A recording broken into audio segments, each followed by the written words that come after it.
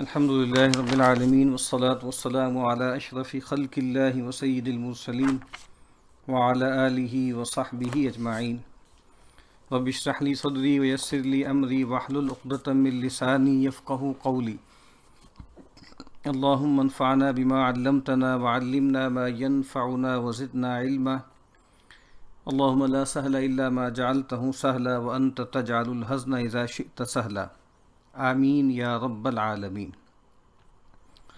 سورہ آل عمران کے 5ویں رکوع سے آج مطالعے کا آغاز کرنا ہے۔ سیدہ مریم سلام علیہا ان کے حوالے سے گفتگو ہو رہی تھی۔ اچھا، کل ایک سوال مجھ تک پہنچا تھا جہاں پر وہ بھول چوک کی بات ہوئی، تو ایک صاحب نے سوال کیا تھا کہ یعنی اگر یہاں پہ کوئی انسان سے کوئی حادثہ ہو جاتا ہے یا قتل خطا ہوتی ہے تو اس کی پینلٹی تو دینی پڑتی ہے، خون بہا دینا پڑتا ہے، تو پھر یہ جو کہا گیا ہے کہ کوئی مواخذہ نہیں ہے، تو دیکھیے اس میں کوئی تضاد کی بات نہیں ہے۔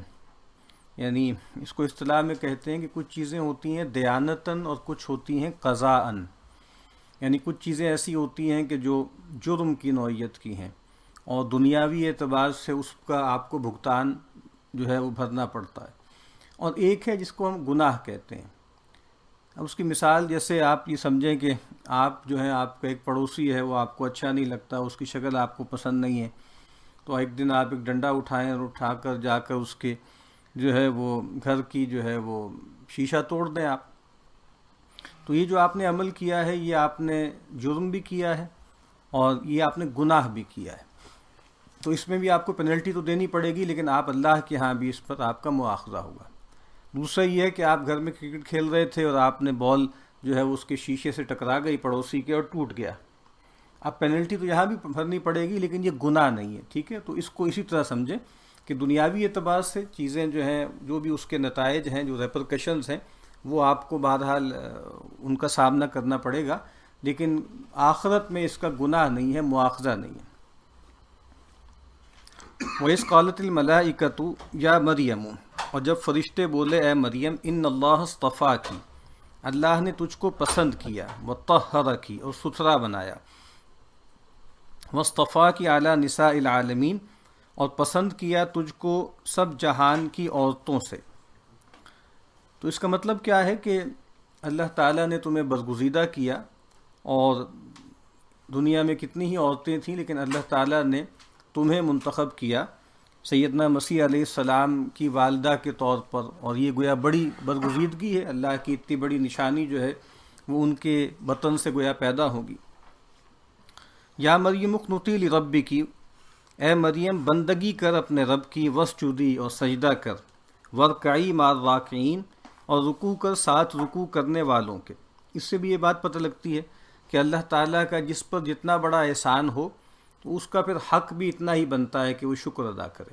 تو اب دیکھیے نا کہ اللہ تعالیٰ کہہ رہے ہیں کہ فرشتوں نے ان کو بتایا کہ اللہ نے تمہیں برگزیدہ کیا ہے، خاص کام کے لیے تمہیں چن لیا ہے، تو اب اس کا تقاضا یہ ہے کہ تم پھر حق کے شکر ادا کرو، اور حق کے شکر ادا کرنے کا طریقہ کیا ہے کہ بندگی کرو، تسبیح اور تحمید میں جو ہے خوب محنت کرو۔ ذالک من انباء الغیب نوحیہ الیک، یہ خبریں غیب کی ہیں ہم بھیجتے ہیں تجھ کو، وما کنت لدیہم، اور تو نہ تھا ان کے پاس، اذ یلقون اقلامہم، جب ڈالنے لگے اپنے قلم، ایہم یکفل مریم، کہ کون پالے مریم کو، وما کنت لدیہم، اور تو نہ تھا ان کے پاس، اذ یختصمون، جب وہ جھگڑتے تھے۔ ایک تو پھر یہ وہی پہلو ہے دلائل النبوہ کا کہ نبی اکرم صلی اللہ علیہ وسلم کی نبوت کا گویا اس کی ایک دلیل ہے بہت واضح اور جلی کہ بنی اسرائیل اور پھر خاص طور پہ جو نصارہ ہیں ان کی تاریخ کے بہت سے ایسے واقعات جو خود ان کے اپنے صحیفوں میں بھی اس طرح نہیں ہیں، اتنی وضاحت کے ساتھ، تفصیل کے ساتھ نہیں۔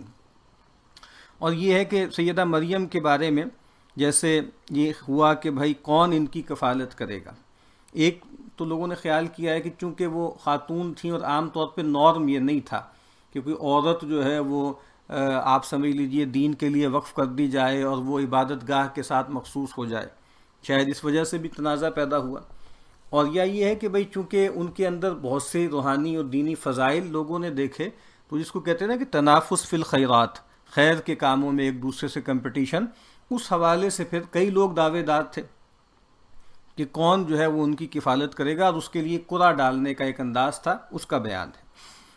اس قالت الملائکۃ، جب کہا فرشتوں نے، یا مریم، اے مریم، ان اللہ یبشرکی، اللہ تجھ کو بشارت دیتا ہے، بکلمۃ منہ، ایک اپنے حکم کی، اسمہ المسیح، اس کا نام مسیح ہے، عیسی ابن مریم، یعنی مریم کا بیٹا، وجیہن فی الدنیا والآخرہ، مرتبے والا دنیا میں اور آخرت میں، ومن المقربین، اور نزدیک والوں میں۔ اب اس میں بھی آپ دیکھیے کہ اللہ تعالی فرشتے گویا بشارت دے رہے ہیں، اور اس میں بھی یعنی ایک کنواری خاتون جب اس کو کہا جا رہا ہے کہ بھئی تمہارے ہاں ایک بیٹا تولد ہوگا، ایک جو ہے، تو اس کے حوالے سے بھی آپ دیکھیے نا، کلمۃ منہ، تو اب ایک حکم ہے اللہ کا، اور اس کا نام مسیح ہے، سیدنا مسیح علیہ السلام کا آپ سمجھ لیجئے لقب ہے۔ تو جیسے ایک معاملہ تھا کہ وہاں پر چونکہ بنی اسرائیل کے بارے میں آتا ہے نا کہ ان کے ہاں نبوت اور رسالت کا تار جو ہے وہ چلتا رہا۔ اللہ کے نبی نے فرمایا کہ کلما ہلک نبی خلفہ نبی، کہ جب بھی ان کے ہاں کوئی پیغمبر فوت ہوتا، اس کی جگہ لینے کے لیے ایک اور پیغمبر آ جاتا، تو جیسے تسلسل تھا، اور گویا ہر نیا آنے والا جو نبی تھا، جو پرانا نبی تھا ہوتا تھا، گویا وہ اس کو جو ہے وہ مقدس تیل اس پہ ڈالتا تھا۔ تو یہ ایک رسم کی جاتی تھی۔ سیدنا مسیح علیہ السلام کے حوالے سے سیدنا یحییٰ نے یہ معاملہ کیا، تو شاید اس وجہ سے ان کو مسیح کہا جاتا۔ اور پھر عیسی ابن مریم، کہ یہ مریم کا بیٹا ہے، وجیہن فی الدنیا والآخرہ، اور دنیا میں اور آخرت میں جو ہے بہت ہی وجاہت والا، مرتبے والا، اور ومن المقربین، اور نزدیک والوں میں، یعنی اس سے گویا اس بات کی بھی نفی ہے کہ ان کے اندر الوہیت کا کوئی شبہ پیدا نہ ہو، یعنی وہ تو اللہ کے مقرب ہیں۔ اور جس طرح فرشتوں کے بارے میں چونکہ اشکال پیدا ہو گیا، ایک مشرکین نے ان کو اللہ کی بیٹیاں قرار دے دیا، تو ان کے بارے میں بھی کہا ہے کہ ایک جگہ فرمایا کہ عباد مکرمون، یہ تو اللہ کے بندے ہیں، بہت باعزت ہیں، اور ایک جگہ کہا کہ یہ تو یسبقون بالقول، اللہ تعالیٰ کا حکم، جب اللہ کوئی حکم دیتا ہے تو دوڑ دوڑ کے اللہ کا حکم پورا کرتے ہیں۔ تو یہاں پر بھی ومن المقربین کہہ کر وہ جو انہوں نے سیدنا مسیح کے ہاں الوہیت داخل کر دی تھی، اس کی نفی ہے۔ وَيُكَلِّمُ النَّاسَ فِي الْمَهْدِ وَكَهْلًا، اور باتیں کرے گا لوگوں سے جب ماں کی گود میں ہوگا، وَمِنَ الصَّالِحِينَ، اور جب وَكَهْلًا، اور جب پوری عمر کا ہوگا، وَمِنَ الصَّالِحِينَ، اور نیک بختوں میں ہے۔ تو یہاں پر بھی جو ہے بتا دیا کہ یہ کلام کریں گے بالکل پنگھوڑے میں، اور آگے آ جائے گی وہ آیت کہ جب لوگوں نے اعتراض کیا تو سیدہ مریم نے ان کی طرف اشارہ کر دیا، اور لوگوں نے کہا کہ کیسے کلام کرے گا، من کان فی المہد صبیہ، کہ جو اپنے یعنی پنگھوڑے میں ہے، ماں کی گود میں ہے، شیر خوار ہے۔ پھر انہوں نے کہا انی عبد اللہ، میں اللہ کا بندہ ہوں۔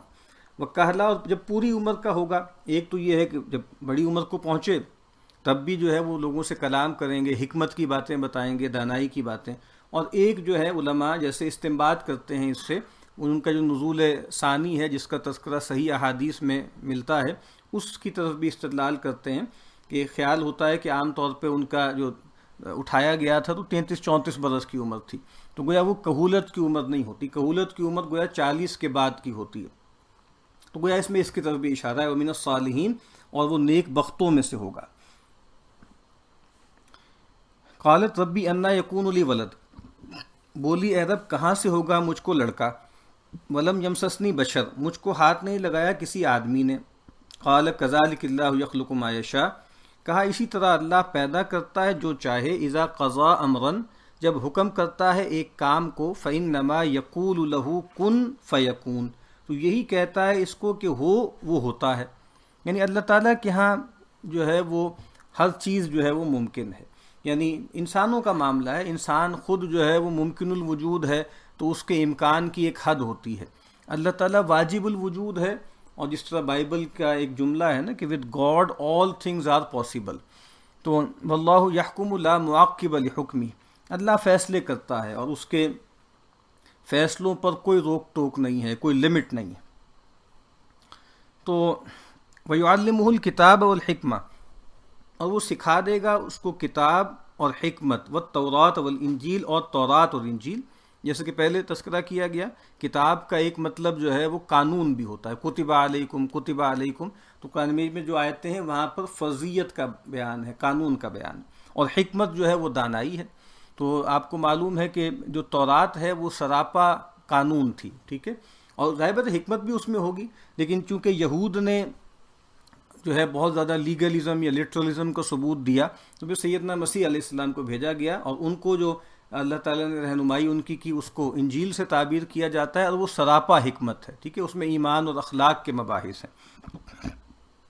تو یہ چار چیزیں نہیں ہیں اصل میں کہ وَيُعَلِّمُهُ الْكِتَابَ وَالْحِكْمَةَ وَالتَّوْرَاةَ وَالْإِنْجِيلَ، وہ سکھا دے گا اس کو کتاب یعنی تورات اور حکمت یعنی انجیل، اور رسولاً الی بنی اسرائیل، اور رسول ہوگا بنی اسرائیل کی طرف۔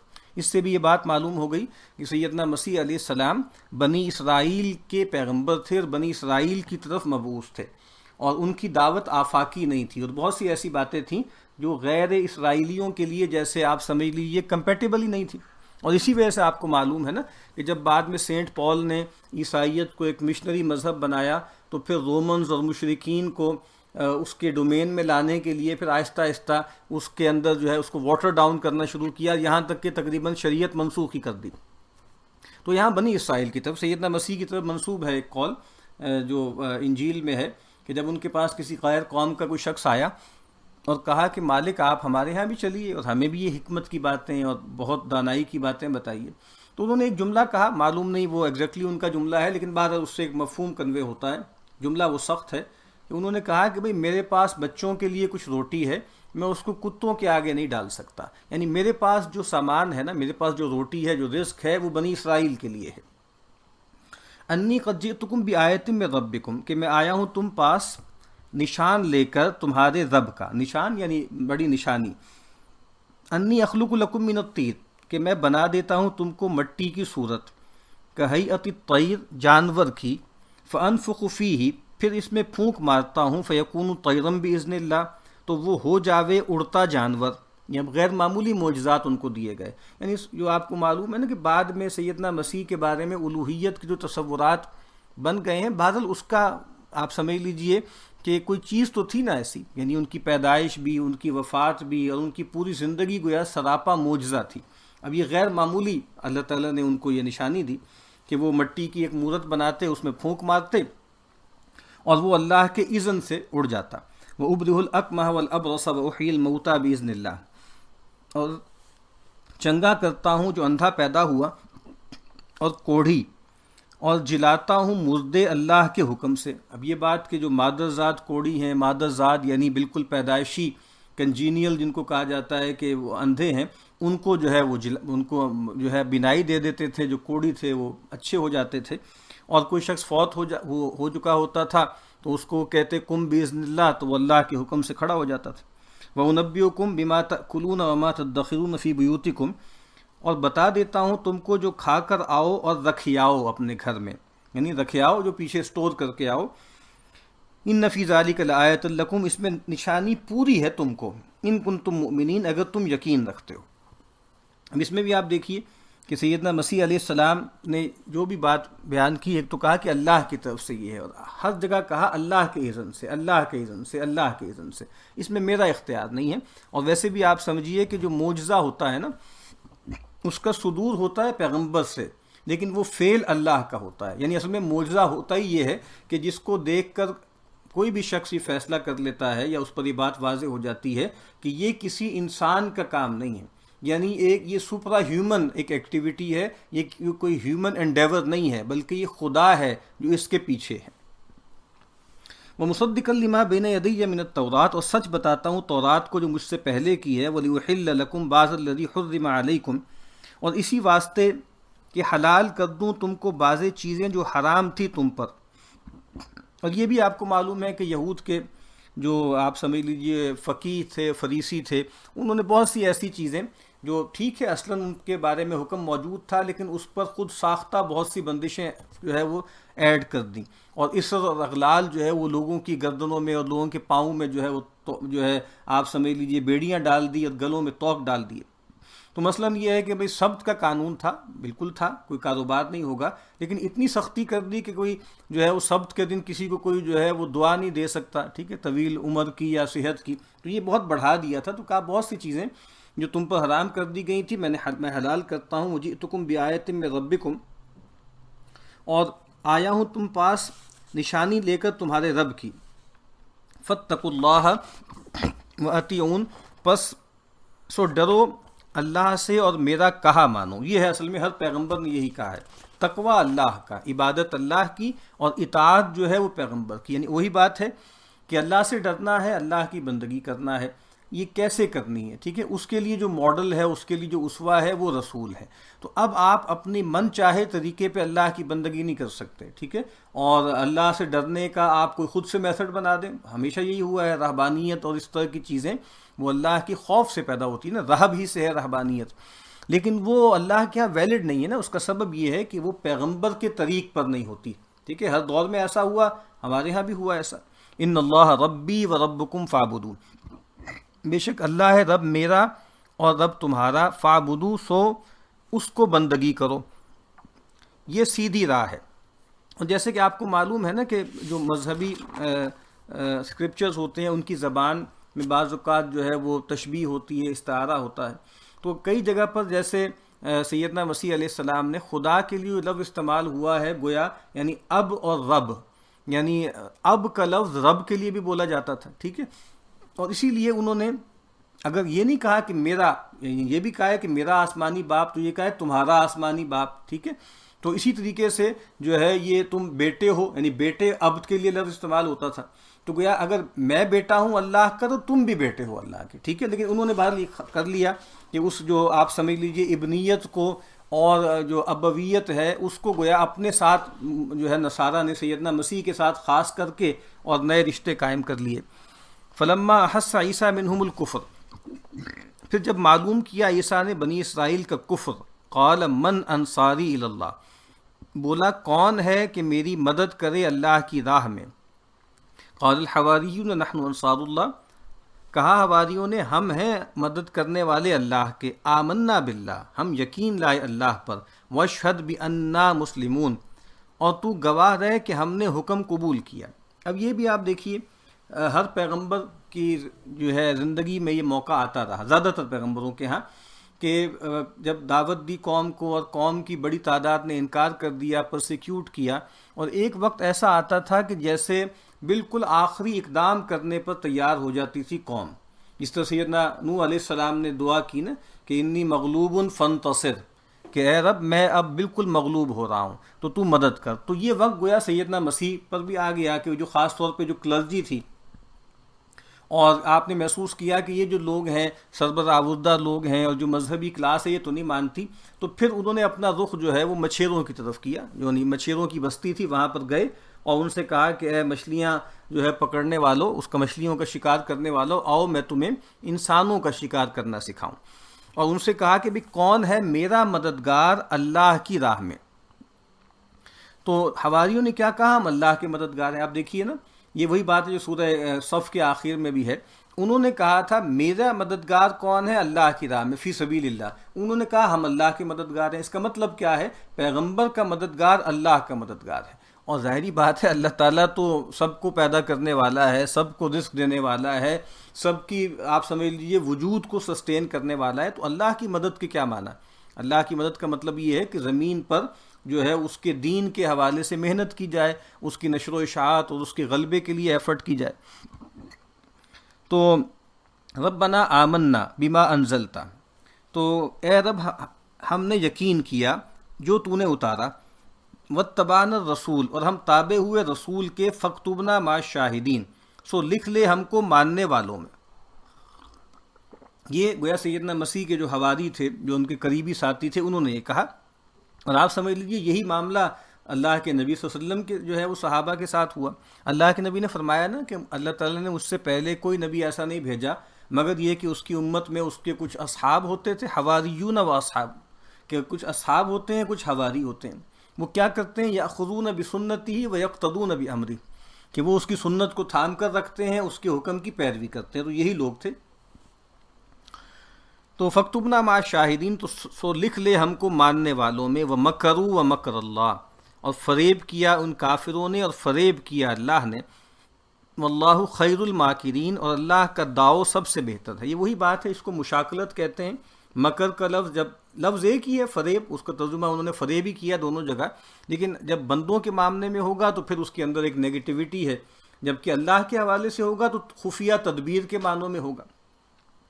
اس قال اللہ یا عیسیٰ، جس وقت کہا اللہ نے اے عیسیٰ، انی متوفی کا، میں تجھ کو بھر لوں گا، بڑا اچھا ترجمہ ہے، وَرَافِعُكَ إِلَيَّ، اور اٹھا لوں گا اپنی طرف، وَمُطَهِّرُكَ مِنَ الَّذِينَ كَفَرُوا، اور پاک کر دوں گا کافروں سے، وَجَاعِلُ الَّذِينَ اتَّبَعُوكَ فَوْقَ الَّذِينَ كَفَرُوا إِلَى يَوْمِ الْقِيَامَةِ، اور رکھوں گا تیرے تابعوں کو اوپر منکروں سے، یعنی تیرے پیروکاروں کو میں اوپر رکھوں گا، غالب رکھوں گا تیرے منکروں پر قیامت کے دن تک، الی یوم القیامہ، قیامت کے دن تک، ثم الی مرجعکم، پھر میری طرف ہے تم کو پھر آنا، فاحکم بینکم، پھر فیصلہ کر دوں گا تم میں، فیما کنتم فیہ تختلفون، جس بات میں تم جھگڑتے تھے۔ اب یہ آیت بہت اہم ہے، اور اس سے ہمارے ہاں رفع مسیح کا ایک تصور سامنے آتا ہے کہ، اور توفع کا مطلب ہوتا ہے، اس کو کہتے ہیں نا الاخذ بالتمام، پورا کا پورا لے جانا۔ عام طور پہ ہمارے ہاں جو موت کے لیے وفات کا لفظ استعمال ہوتا ہے وہ اس کا مجازی معنی ہے، یعنی اس لفظ کا بالکل صحیح اطلاق ہوتا ہے پورا پورا کسی چیز کو لے جانا۔ تو کہا کہ میں وفات دے دوں گا، یعنی میں تمہیں پورا کا پورا لے جاؤں گا، اور پھر کیا ہے، یعنی اس میں آپ کو معلوم ہے نا کہ ہمارے ہاں جو قریب کے پہلے بھی ایسے رہا ہے، کچھ لوگوں نے جو ہے یہ کہا ہے کہ سیدنا مسیح علیہ السلام جو ہے وہ سولی پر، اس طرح آپ کو معلوم ہے کہ جو عیسائی ہیں ان کا عقیدہ کیا ہے، ان کا عقیدہ یہ ہے کہ سیدنا مسیح علیہ السلام کو سولی دی گئی اور اس سولی پر ان کا انتقال ہو گیا، اور اس کے بعد پھر جو ہے وہ ان کو دفن کیا گیا، اور 3 دن بعد، وہ ایمٹی ٹوم کہتے ہیں، 3 دن بعد ان کی قبر جو ہے وہ خالی تھی، اور پھر فرشتے ان کو اٹھا کر لے گئے۔ تو جو مسلمان ہیں، اہل سنت ہیں، ان کا عقیدہ یہ ہے کہ بھئی وہ ان کو سولی نہیں دی گئی، وہ آگے آئے گی آیت کہ وما قتلوہ وما صلبوہ ولکن شبہ لہم، اور ان کا جو ہے وہ رفع آسمانی ہوا ہے، زندہ حالت میں ہوا ہے۔ تو ہمارے دور میں جاوید احمد صاحب غامدی نے بھی اس کا انکار کیا ہے، انہوں نے کہا ہے کہ سیدنا مسیح علیہ السلام کی وفات ہو گئی تھی، اور پھر ان کو جیسے وفات ہو گئی اور پھر جسم کو اللہ نے اٹھا لیا تاکہ جو ہے وہ ان کے جسم کو جو ہے وہ یہودی یا جو پیگن تھے اس زمانے کے وہ خراب نہ کرے۔ تو مولانا اصلاحی صاحب، جن کو وہ استاد امام کہتے ہیں، انہوں نے بہت اچھا اس میں لکھا ہے کہ یہ جو معاملہ ہے کہ کہتے ہیں یہ تو آپ دیکھیے جو موقع ہے نا، یہ موقع ہے ایک بشارت کا اور اللہ تعالیٰ کی نصرت کا بیان ہے، تو پھر یہ کیا بات کہ اللہ تعالیٰ نے ان کو جو ہے وہ شہید ہونے دیا۔ اور ویسے بھی قرآن مجید کہتا ہے نا کتب اللہ لأغلبن انا ورسولی، کہ اللہ تعالیٰ نے یہ بات لکھ دی ہے کہ میں اور میرے رسول غالب آ کر رہیں گے۔ دوسری بات یہ کہتے ہیں کہ یہ جو متوفیقہ کے بعد رافعو کا ہے، یہ بنیادی طور پر کیا ہے، اسی کی وضاحت ہے۔ اور پھر کچھ لوگ یہ کہتے ہیں کہ یہ رفع شان ہے کہ میں بلند کر لوں گا تمہیں، یعنی میں تمہاری شان بلند کر لوں گا، تو کہا کہ رافعو کا الیہ، جب الیہ آتا ہے تو پھر گویا فزیکلی اٹھانے کے معنی میں آتے ہیں۔ اور پھر وہ جو قرآن مجید کی دوسری آیت ہے وہاں پر کیا ہے کہ بل رفعہ اللہ الیہ، وہاں کوئی وفات وغیرہ کا تذکرہ نہیں ہے، بلکہ وہ جو عمل اصل میں ہوا ہے بس اس کا تذکرہ ہے، ٹھیک ہے، کہ بل رفعہ اللہ الیہ، بلکہ اللہ تعالیٰ نے ان کو اپنی طرف اٹھا لیا۔ فَأَمَّا الَّذِينَ كَفَرُوا، سو وہ جو کافر ہوئے، فَأُعَذِّبُهُمْ عَذَابًا شَدِيدًا فِي الدُّنْيَا وَالْآخِرَةِ، ان کو عذاب کروں گا سخت عذاب دنیا میں اور آخرت میں، وَمَا لَهُم مِّن نَاصِرِينَ، اور کوئی نہیں ان کا مددگار، وَأَمَّا الَّذِينَ آمَنُوا وَعَمِلُوا الصَّالِحَاتِ، اور وہ جو ایمان لائے انہوں نے نیک اعمال کیے، فَيُوَفِّيهِمْ أُجُورَهُمْ، تو ان کو پورا دے گا ان کا حق، وَاللَّهُ لَا يُحِبُّ الظَّالِمِينَ، اور اللہ کو خوش نہیں آتے بے انصاف۔ ذَلِكَ نَتْلُوهُ عَلَيْكَ مِنَ الْآيَاتِ وَذِكْرِ الْحَكِيمِ، یہ پڑھ سناتے ہیں ہم کو آیتیں اور مذکور تحقیق، اِنَّ مَثَلَ عِیسیٰ عِندَ اللَّهِ كَمَثَلِ آدَمَ، عیسیٰ کی مثال اللہ کے نزدیک جیسے مثال آدم کی، خلقہ من تراب، بنایا اس کو مٹی سے، ثم قال له کن فیکون، پھر کہا اس کو ہو جا تو وہ ہو گیا۔ اب یہاں پر چونکہ سیدنا مسیح علیہ السلام بن باپ کے پیدا ہوئے، اس وجہ سے انہوں نے خیال کیا کہ جیسے یہ کوئی خاص ذات ہیں اور الوہیت میں شریک ہیں، تو کہا کہ بھائی جو ہے عیسیٰ علیہ السلام جو ہیں بن باپ کے پیدا ہوئے، تم نے ان کے اندر الوہیت شامل کر دی، تو آدم تو بغیر ماں باپ کے پیدا ہوئے، تو کہا جس طرح اللہ تعالیٰ نے اپنی قدرت سے آدم کو پیدا کیا اسی طریقے سے سیدنا مسیح کو پیدا کیا. اور یہ جو آیت ہے نا، یعنی یہ آیت وہ جو ڈاروینین ایولوشن جس کا ہم نے پہلے بھی تذکرہ کیا تھا اس کا بھی رد کر رہی. الحق من ربک، حق بات ہے تیرے رب کی طرف سے، فلا تکم من الممترین، پھر تو مت رہ شک میں، فمن حاجک فیہ، پس پھر جو جھگڑا کرے تجھ سے، من بعد ما جاک من العلم، اس بات میں بعد اس کے کہ پہنچ چکا تجھ کو علم، فقل، تو کہہ دے، تعالو، آؤ، ندعو ابناءنا و ابناءکم، بلاوے ہم اپنے بیٹے اور تمہارے بیٹے، ونساءنا و نساءکم، اور اپنی عورتیں اور تمہاری عورتیں، وانفسنا و انفسکم، اور اپنی جان اور تمہاری جان، ثم نبتہل، پھر دعا کریں، ابتحال کریں، زاری کریں، فنجعل لعنت اللہ علی الکاذبین، اور لعنت ڈالیں اللہ کی جھوٹوں پر. یہ ایک طریقہ ہے جس کو مباہلہ کہتے ہیں، یعنی جب بات پہنچا دی گئی، ہر طرح سے جو ہے عقل و نقل کے دلائل سے بات واضح کر دی گئی، پورا استدلال ہو گیا، اور کوئی لوگ اگر اس کے بعد بھی کٹ حجتی پر جو ہے وہ اترے رہیں، تو پھر ایک آخری چیز ہے کہ پھر ٹھیک ہے، یعنی اللہ تعالیٰ امپیریکلی فیصلہ ہو جاتا ہے، تم آؤ. اور اس میں خاص طور پہ اپنی فیملی کو شامل کرنا، جیسے اس بات کو اور سنجیدہ لینے والی بات ہے کہ ہمیں اتنا تیقن ہے کہ ہم صرف اپنی جانوں کو ایٹ سٹیک نہیں کر رہے بلکہ اپنے بچوں کو بھی ساتھ لے کر جا رہے ہیں. تو کہا کہ پھر اس طرح مباہلہ کر لیتے ہیں. اور یہ اصل میں معاملہ یہ ہے کہ جب نجران کا وفد آیا تھا، نجران کے عیسائیوں کا نبی اکرم صلی اللہ علیہ وسلم کے پاس 9 ہجری میں، اور اللہ کے نبی نے ان سے گفتگو کی، دعوت دی، اور جب بالکل وہ جمے رہے تو آخر میں پھر ان سے یہ کہا گیا، لیکن یہ پھر نہیں گئے، اور انہوں نے جو ہے وہ فرار اختیار کر لیا، چونکہ ان کو معلوم تھا، اور ان کے بڑے ربائے نے کہا نا کہ ہم تو ان کے ساتھ فرشتوں کو دیکھ رہے ہیں، تو یہ جو ہے ہم ان سے ہار جائیں گے اور ہماری کلی کھل جائے گی. ان ھذا لہو القصص الحق، یہ جو ہے سو یہی ہے بیان تحقیق. وما من الہ الا اللہ، اور کسی کی بندگی نہیں سوائے اللہ کے. وَإِنَّ اللَّهَ لَهُوَ الْعَزِيزُ الْحَكِيمُ، اور اللہ جو ہے وہی ہے زبردست حکمت والا. فَإِن تَوَلَّوْا، پھر اگر قبول نہ کریں، فَإِنَّ اللَّهَ عَلِيمٌ بِالْمُفْسِدِينَ، تو اللہ کو معلوم ہے فساد کرنے والے. قُلْ يَا أَهْلَ الْكِتَابِ، تو کہے اے کتاب والو، تعالوا، آؤ، إِلَى كَلِمَةٍ سَوَاءٍ بَيْنَنَا وَبَيْنَكُمْ، آؤ ایک سیدھی بات پر ہمارے تمہارے درمیان کی. کیا ہے وہ سیدھی بات، کیا ہے وہ کامن ورڈ؟ اللہ نعبد الا اللہ، کہ بندگی نہ کریں مگر اللہ کو، ولا نشرک بہ شیئا، اور شریک نہ ٹھہرائیں اس کی کوئی چیز، ولا یتخذ بعضنا بعضا اربابا من دون اللہ، اور نہ پکڑیں آپس میں ایک ایک کو رب سوا اللہ کے. فَإِن تَوَلَّوْا، پھر اگر وہ قبول نہ رکھیں، فَقُولُوا، تو کہہ، اشہدوا بِأَنَّا مسلمون، شاہد رہو کہ ہم تو حکم کے تابع. اب یہاں پر اہل کتاب سے کہا جا رہا ہے کہ تم کہتے تو یہ ہو کہ ہم اللہ ہی کو مانتے ہیں، اس کے بعد ضمنی طور پر جو ہے وہ اس میں سیدنا مسیح علیہ السلام کو اللہ کا بیٹا تم نے قرار دے دیا، اور اسی طریقے سے تم یہ کہتے ہو کہ ہم اللہ کے سوا کسی کی پوجا نہیں کرتے، اللہ کے سوا کسی کو رب نہیں بناتے. تو ٹھیک ہے نا، یہ مشترک بات ہے، آئیں اس پر جمع ہوتے ہیں، پہلے اس پر معاملات طے کر لیں نا. تو اس پر بات کر لیں کہ کیا تم اس پر آتے ہو کہ بھئی اللہ کے سوا ہم کسی کو شریک، اللہ کے ساتھ کسی کو شریک نہیں ٹھہرائیں گے، اور ہم بعض میں سے بعض کو جو ہے رب نہیں بنائیں گے. اور ظاہری بات ہے کہ وہ اس پر بھی پورے نہیں اتر پاتے نا، کہ انہوں نے جو ہے وہ تثلیث کا عقیدہ اختیار کر لیا اور اسی طریقے سے رب بنا لیا. یہ رب بنانے کا یعنی آپ سمجھ لیجیے شرک والا معاملہ زیادہ کیا نصارہ نے، اور یہ جو ارباب من دون اللہ ہے یہ زیادہ معاملہ اختیار کیا یہود نے. اور سیدنا عدی بن حاتم کہ جو عیسائی تھے اور بعد میں مسلمان ہوئے، حاتم طائی کے بیٹے، انہوں نے اللہ کے نبی سے عرض کی کہ اللہ کے نبی، ہم تو اپنے احبار و رہبان کو جو ہے رب نہیں بناتے. قرآن مجید میں ایک اور جگہ کہا ہے نا، اتخذوا احبارهم ورہبانهم اربابا من دون اللہ. تو یہ احبار و رہبان، علماء اور صوفیوں کو انہوں نے جو ہے رب بنا لیا. تو انہوں نے عرض کیا اللہ کے نبی، ہم ان کی پوجا تھوڑی کرتے ہیں، رب تھوڑی بناتے ہیں. تو اللہ کے نبی نے فرمایا کہ ایسا نہیں ہے کہ اگر وہ کسی چیز کو حلال ٹھہرا دیں تو تم حلال مان لیتے ہو، کسی چیز کو حرام کر دیں تو حرام مان لیتے ہو، چاہے اللہ کا حکم کوئی بھی ہو.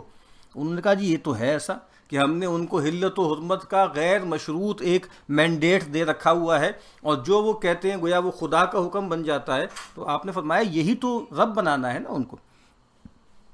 تو اور میں نے عرض کیا تھا کہ ہمارے ہاں عام طور پر جو ڈائلاگ بٹوین ریلیجنس کی بات ہوتی ہے اس میں اس آیت کو بنیاد بنایا جاتا ہے، لیکن یہ آیت بھی تو دیکھیے نا کیا کہہ رہی ہے. یعنی پہلے تو ان کو ایکسپوز کرنا ہے نا کہ بھائی آپ جو ہے دعویٰ جو کر رہے ہیں تو ٹھیک ہے، آپ کا اسکرپچر بھی یہی بات کہہ رہا تھا اور آپ بھی یہ کہتے تھے کہ ہم رب نہیں بنائیں گے، لیکن آپ رب بنائے.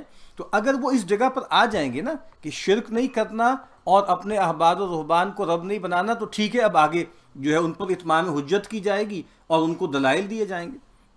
یا اہل الکتاب، اے کتاب والو، لما تحاجون فی ابراہیم، کیوں جھگڑتے ہو ابراہیم پر، یعنی ابراہیم کے معاملے پر.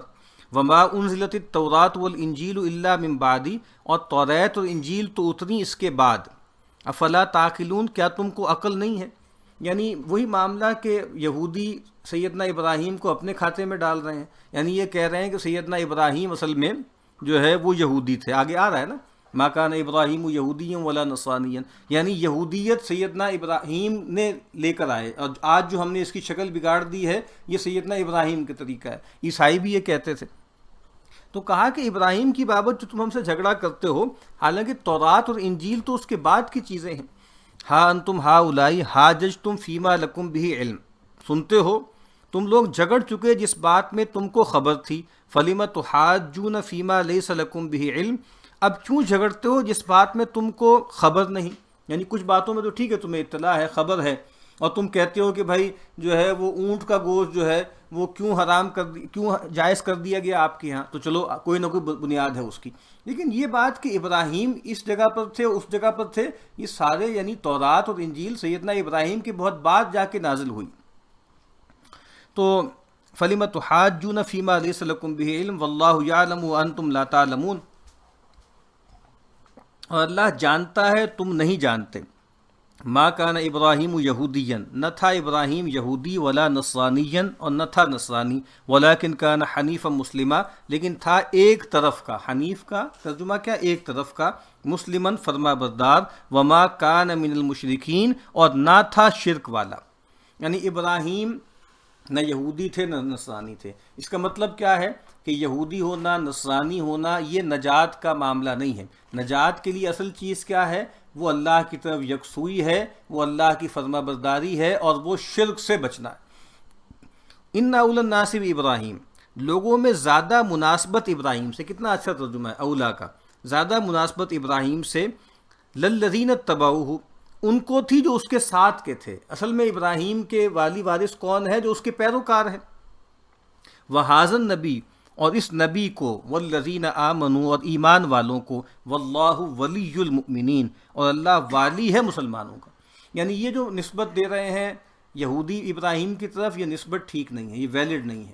جو نصارہ دے رہے ہیں وہ بھی ویلڈ نہیں ہے. جو بنی اسماعیل مشرکین مکہ، مشرکین عرب دے رہے ہیں وہ بھی ٹھیک نہیں ہے، وہ شرک کر رہے ہیں. تو کہا کہ اب جو ہے ابراہیم کے اصل جو وارث ہیں وہ کون ہیں؟ ایک تو وہ تھے جو ان کی پیروی کرتے رہے، وہ حنفاء تھے نا. رسول اللہ صلی اللہ علیہ وسلم کی بعثت کے وقت عرب میں ایسے لوگ تھے جو حنیفیت پر کھڑے ہوئے تھے، شرک نہیں کرتے تھے. ٹھیک ہے، ان کے پاس تفصیلی راہ اللہ کو راضی کرنے کی، عبادت کی ان سے کھوئی گئی تھی، لیکن باہر وہ مشرک نہیں تھے. تو کہا کہ وہی ان کے جو ہے سیدنا جو ہے ابوبکر صدیق رضی اللہ تعالیٰ عنہ ان میں سے تھے، اور اللہ کے نبی صلی اللہ علیہ وسلم خود وہی تھے کہ کبھی کسی بت کو آپ نے سجدہ نہیں کیا. تو کہا کہ وہ تھے، اور اب یہ نبی ہیں اور ان کے پیروکار. ودت طائفۃ من اہل الکتاب لو یضلونکم، آرزو ہے بعض کتاب والوں کو، لو یضلونکم، کسی طرح تم کو راہ بھلا دیں. وما یضلون الا انفسہم، اور راہ بھلاتے نہیں مگر آپ کو. وما یشعرون، اور نہیں سمجھتے. اب دیکھیں نا، قرآن مجید ہے، یہ اللہ کا کلام ہے، یہ انسانوں کا کلام نہیں ہے. انسان جب کسی قوم کی طرف سے اذیت اٹھاتے ہیں، تکلیف کا سامنا کرنا پڑتا ہے، تو ان کو بالکل لا خیرہ قرار دے دیتے ہیں. جیسے ہمارا معاملہ ہوتا ہے کہ اگر کوئی جو ہے گروہ یا کوئی جماعت یا کوئی قوم کوئی زیادتی کر رہی ہے، تو ہم جو ہے وہ پوری قوم پر، یا کچھ لوگ کر رہے ہوتے ہیں لیکن ہم پوری قوم پر اس کا الزام ڈال دیتے ہیں. اس طرح ہمارے یہاں عام ہے نا کہ یہود و ہنود، یہود و ہنود، یعنی سارے یہودی اور سارے ہندو جو ہیں وہ یہ معاملہ کر رہے ہیں. تو اس کو اسٹیریوٹائپنگ کہتے ہیں۔ اب دیکھیے اللہ کا کلام ہے، طائفۃ من اہل الکتاب، سارے اہل کتاب ایسے نہیں ہیں، ان میں اچھے لوگ بھی ہیں، بھلے لوگ بھی ہیں، ان کا آگے تذکرہ آئے گا۔ تو یا اہل الکتاب لم تکفرون، اور یہ کون لوگ ہیں؟ یہ وہی لوگ ہیں نا جن کے بارے میں ہم نے پڑھا کہ یہ کہتے ہیں کہ، بلکہ آگے آ رہی ہے وہ آیت، کہ اس قرآن پر جو ہے وہ ایمان لے آؤ دن کے اولین حصے میں، بعد میں پھر جاؤ۔ یا اہل الکتاب، اے کتاب والو، لم تکفرون بآیات اللہ، بڑا ہی اپیلنگ انداز ہے، کیوں منکر ہوتے ہو اللہ کے کلام سے، وانتم تشہدون، اور تم قائل ہو، تم گواہ ہو، تم قائل ہو، تمہیں پتہ ہے، کیوں اپنا نقصان کر رہے ہو؟ کہتے ہو تم کہ ہم اہل کتاب ہیں، اور جب وہ جو اللہ کی کتاب و شریعت ہے اس کا فائنل اور آخری ورژن آ گیا ہے تو اب کنی کترا رہے ہو۔ یا اہل الکتاب لم تلبسون الحق بالباطل، اے کتاب والو کیوں ملاتے ہو صحیح میں غلط، وتکتمون الحق، اور چھپاتے ہو سچی بات کو، وانتم تعلمون، اور جان بوجھ کر یہ کرتے ہو۔ اب یہاں پر شاہ صاحب نے اس کا جو فائدہ لکھا ہے، تورات کے بعض حکم تو موقوفی کر ڈالے تھے غرض کے واسطے، اور بعض آیتوں کے معنی پھیر ڈالے تھے، اور بعض چیز چھپا رکھی تھیں، ہر کسی کو خبر نہ کرتے تھے، جیسے بیان آخری پیغمبر کا۔ یہ ان کے آپ سمجھ لیجئے جرائم ہیں۔ اور دیکھیے مطلق شر تو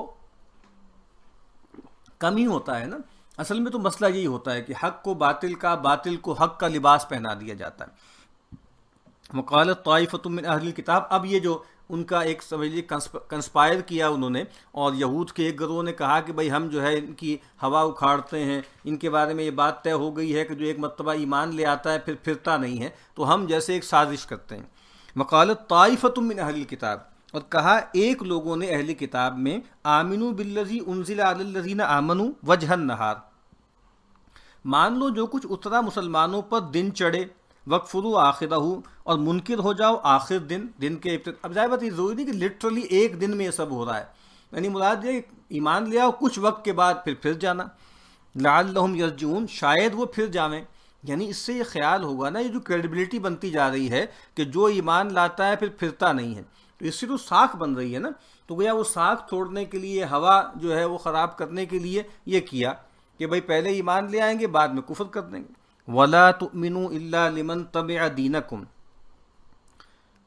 اور یقین نہ کریو مگر اسی کا جو چلے تمہارے دین پر۔ مطلب یہ ہے اب جن لوگوں کو تیار کیا ہے نا کہ بھئی آپ نے اس پروجیکٹ میں حصہ لینا ہے، ایمان آپ لے آئیں، اور جا کے ان سے ملے، اذا لقوا الذین آمنوا قالوا آمنا واذا خلوا الی شیاطینہم قالوا انا معکم، تو کہا کہ ٹھیک ہے اوپر سے تو ایمان لے آؤ، کہیں ایسا نہ ہو کہ واقعتاً ماننے لگو، اصل تو تمہاری اپنی نسل ہے نا، جو تمہارا اپنا کنبہ ہے، وہ جو کلین ہے تمہارا، وہ جو چوزن پیپل کا تمہارا تصور ہے، اس کو نہ چھوڑنا، اور ماننا اسی کی جو چلے تمہارے دین پر۔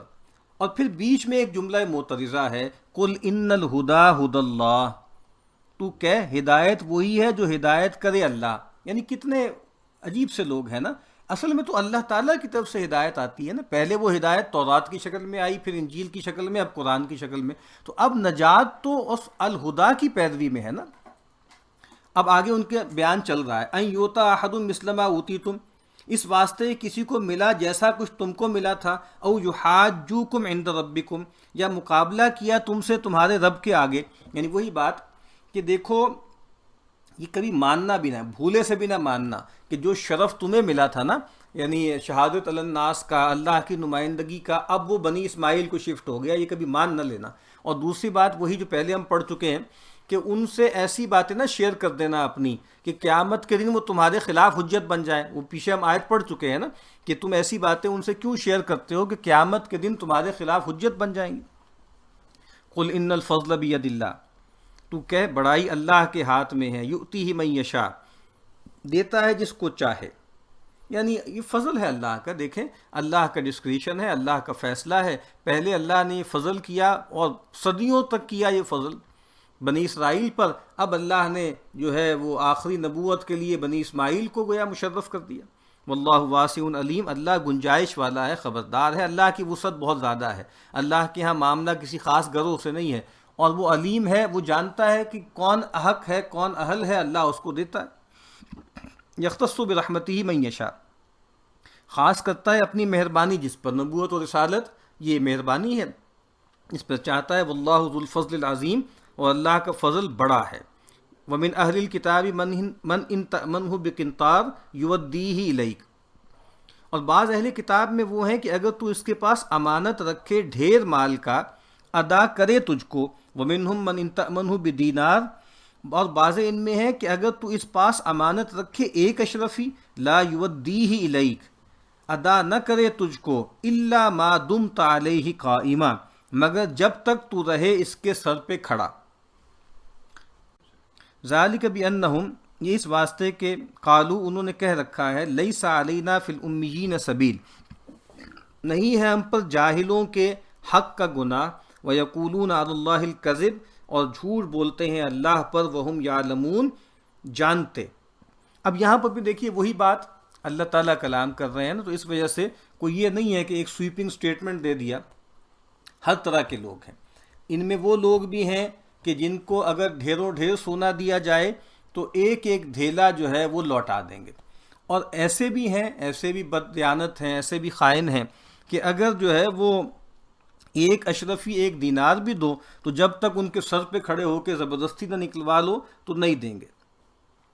اور کہا کہ اور یہ کیوں ہے ایسا، یعنی خاص طور پہ جو دوسرا گروہ ہے نا، کہ بھائی ایک دمڑی بھی تم ان سے نہیں نکلوا سکتے جب تک کہ زور زبردستی نہ کرو، یہ ان کا ایک باطل عقیدہ ہے۔ باطل عقیدہ کیا ہے کہ وہ کہتے ہیں کہ ہم پر جاہلوں کے حق میں کوئی گناہ نہیں ہے۔ جاہلوں سے مراد امیین ہے، یا اس سے مراد جو ہے وہ بنی اسماعیل ہے، اور یہ تصور جو ہے اہل کتاب میں خاص طور پہ یہود کے ہاں پیدا ہو گیا تھا نا، کہ ان کے ہاں ایک ڈوئل، ان کی آپ سمجھ لیجئے ڈوئل موریلٹی تھی، کہ بھائی اہل کتاب کے لیے، یہود کے لیے اور اخلاقیات ہیں اور قوانین ہیں، اور غیر اقوام کے لیے اور ہیں۔ تو وہ یہ کہتے تھے کہ بھئی آپس میں ایک دوسرے کا مال نہیں کھانا، کسی کو قتل نہیں کرنا، کسی کو نقصان نہیں پہنچانا، لیکن جو گوئمز ہیں، جو جنٹائلز ہیں، جو غیر اسرائیلی ہیں، ان کے ساتھ جو مرضی کرو، ٹھیک ہے، ان کا خون بھی، ان کا مال بھی، ان کی آبرو بھی جو ہے وہ حلال ہے، جائز ہے۔ اچھا جی، اور اسی لیے آپ دیکھیں کہ ان کے ہاں انٹرنلی سود جو ہے ہمیشہ حرام رہا، چونکہ سود ایک ایکسپلائٹیشن کی شکل ہے، لیکن وہ دوسروں کے ساتھ اس کو روا رکھتے تھے تاکہ ان کو ایکسپلائٹ کریں۔ اور یہ جو کہا نا کہ اللہ پہ جھوٹ باندھتے ہیں جانتے بوجھتے، تو یہ اللہ پہ جھوٹ باندھنا ہے نا، یعنی یہ کہنا کہ اللہ تعالیٰ نے ہمیں معاف کر دیا ہے، غیر اقوام کے ساتھ کچھ بھی ہم کر لیں تو یہ جھوٹ ہے، اللہ نے ایسی کوئی بات نہیں کی۔ بلا من اوفا بعہدہ، کیوں نہیں جو کوئی پورا کرے اپنا عہد، واتقا، اور پرہیزگار رہے، تو اللہ چاہتا، فإن اللہ یحب المتقین، تو اللہ چاہتا ہے پرہیزگاروں کو۔ خیریت ہے؟ رکا ہوا ہے؟ رکا ہوا ہے، صحیح جا رہا ہے۔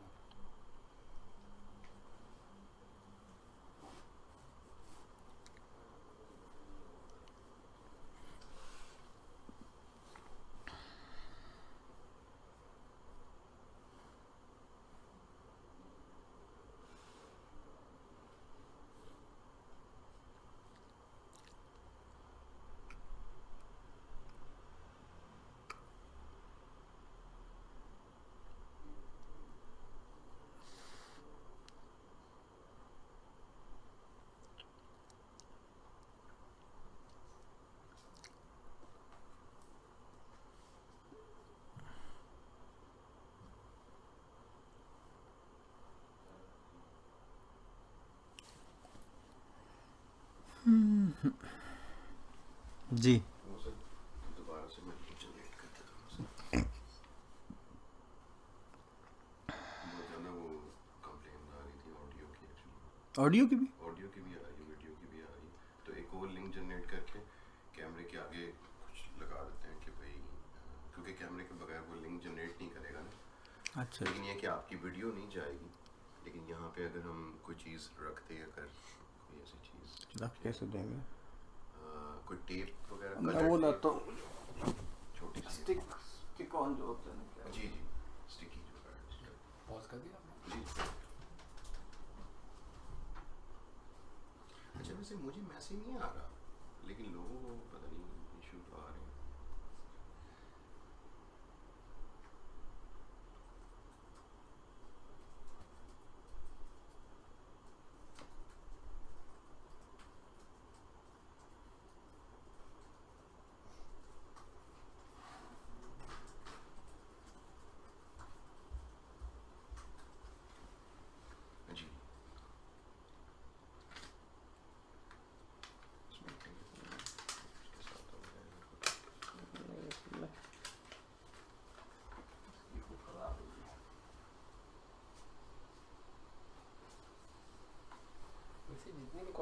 گئی ہوئی ہے وہ دیکھیں وہ تو صحیح گئی ہوئی ہے تقریباً. اب مجھے بھی صحیح لگ رہا تھا, میں وہی کو چیک بھی کیا ہے, لیکن وہ پتہ نہیں لوگ کمپلین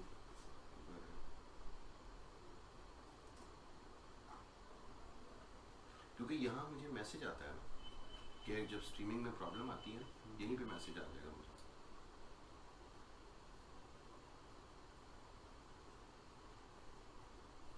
اور جب آپ بھی دیکھ رہے تھے, میرے خیال آپ بھی شاید تھوڑا چیک کر رہے تھے, تو ایشو تو نہیں تھا, لیکن پتہ نہیں کیا اس کو چارے کسی کو پتہ ہے.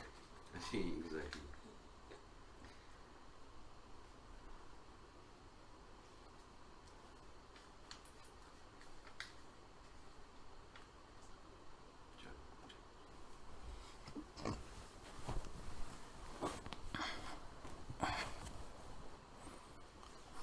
اب نہیں آتا اس میں کچھ.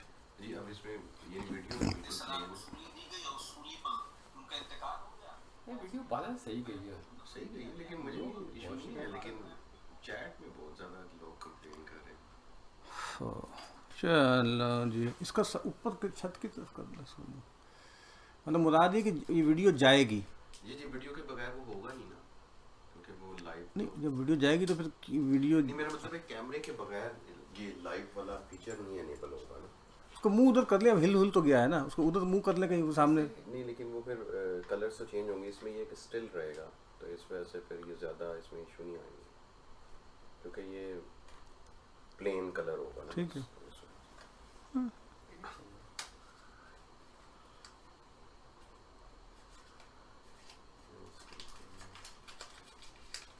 ہاں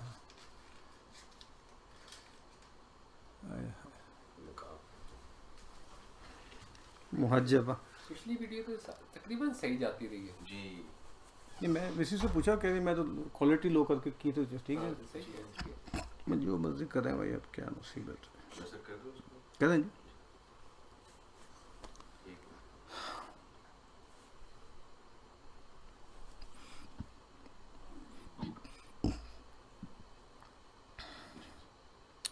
بسم اللہ واللہ آخرہ.